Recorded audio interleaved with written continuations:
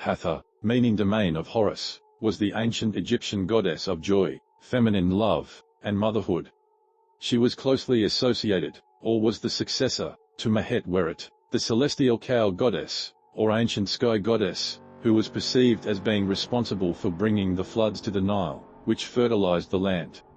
Continuing with this possibly pre-dynastic concept, Hathor was also regarded as the mother of the sun god Ra.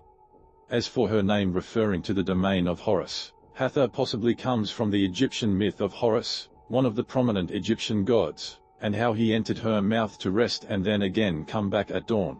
Considering these aspects, suffice it to say, Hathor was regarded as a protective and benevolent deity who often personified kindness. She was also the patron goddess associated with matters of womanly love and health, so much so that many women beheld her as the counterpart to Osiris in the afterlife. In fact, by circa 1st millennium BC, many women in ancient Egypt hoped for their assimilation with Hathor in the afterlife. Furthermore, a creation goddess worshipped at Heliopolis was possibly a composite of Hathor and Atum. And as for her physical attributes, Hathor was often depicted as a woman with the head of a cow or having an entire cow form. Later on, the bovine features were relegated in favor of a woman's face, but still with cow's ears or horns. She was also represented with the sistrum rattle-like musical instrument that was used to drive evil from the land, a facet that was later applied to the goddess Isis, the wife of Osiris. Interesting fact about Hathor: in the earliest myths of Hathor, she was a vengeful goddess sent by Ra to destroy mankind for its sins. However, dismayed by the approaching extinction of humans, the other gods implored Ra to stop Hathor. Heeding their plea, the sun god tricked the bloodthirsty Hathor into drinking red-dyed beer which resembled the blood of humans. Consequently, the ancient goddess fell asleep and then woke up as a benevolent deity of womanhood. The ancient Egyptians certainly loved domesticating cats, and this cultural affinity was mirrored by the native Egyptian mythology and religion that popularized the worship of Bastet, or Bast, at least since the Second Dynasty period, post-29th century BC. Thus Bastet, with her cat-like head and woman's body, was the benevolent, protective goddess of the home, love, fertility, joy, dance, women, and secrets. To that end, cats were uniquely sacred in Egypt, so much so that the punishment for killing a cat was death by stabbing. According to Herodotus, Egyptians were so fond of their cats that they preferred to save their cats instead of themselves when trapped inside a burning building. Some cats were also known to be mummified in a ceremonious manner with jewelry, as was the case with many noble people. Interestingly enough, according to a legend, the Persians took advantage of this seemingly unhealthy feline fascination of the Egyptians by positioning many such animals and Bastet images, painted on their shields, in the front lines at the Battle of Pelusium, circa 525 BC. The adorable critters ranging from cats and dogs to even sheep dissuaded the animal-loving Egyptians from firing their arrows, thus allowing the Persians to take the initiative and win the battle. And with all the talk about battles, it should be noted that Egyptians also venerated the protective goddess Bastet in the form of her alter ego Sekhmet, the warrior lioness. The lion-headed goddess was often given the epithet of Sekhmet the Powerful and represented as the fiercest hunter in all of Egypt, whose very breath formed the desert. Interesting fact about Sekhmet: she was also associated with the Eye of Ra, the destructive force of the sun god. Given such regal characteristics, it does not really come as a surprise that many pharaohs regarded the lion-headed goddess as their protector in battles.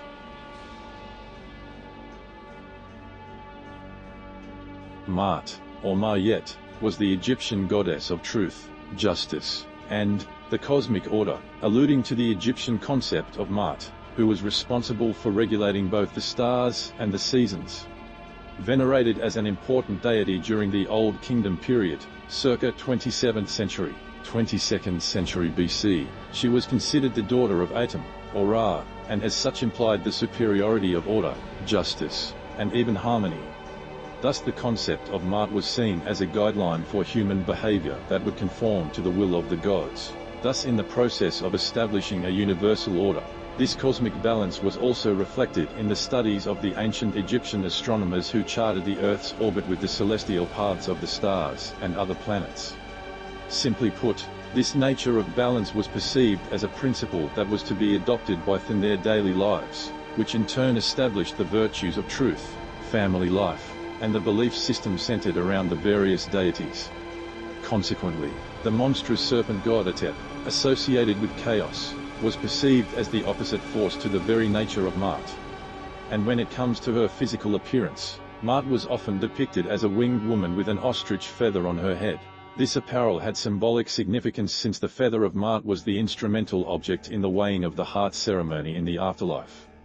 Interesting fact about Maat: the Egyptians believed that after their death, the heart of their soul was to be weighed against the feather of Maat in a scale of justice, which would allow the sections of their spirits, or life force, to be ultimately released to Ak, the composite soul.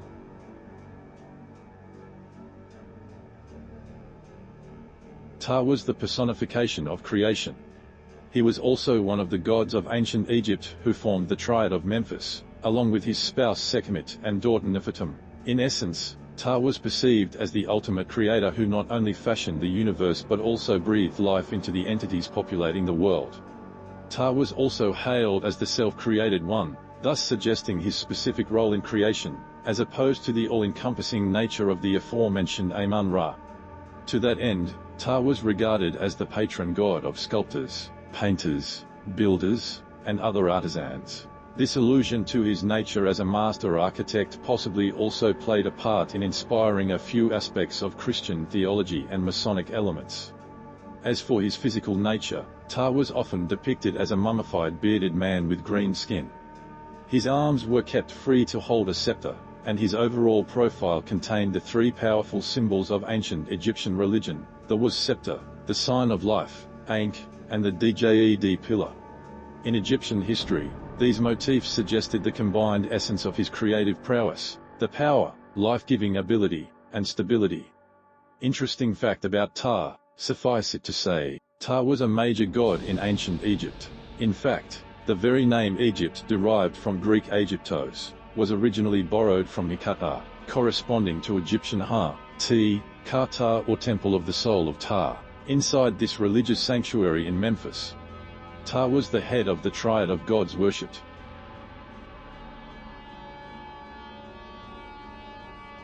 The daughter of Shu, god of air, and Tefnut, goddess of moisture and rain, Nut embodied the sky, stars, and the larger cosmos.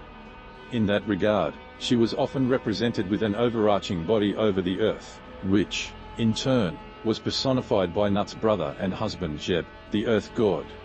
Nut was considered one of the oldest gods of Egypt, with her lore harking back to the founding story of Heliopolis, a city, corresponding to a present-day Cairo suburb, that had been inhabited since the pre-dynastic period, circa 3100 BC.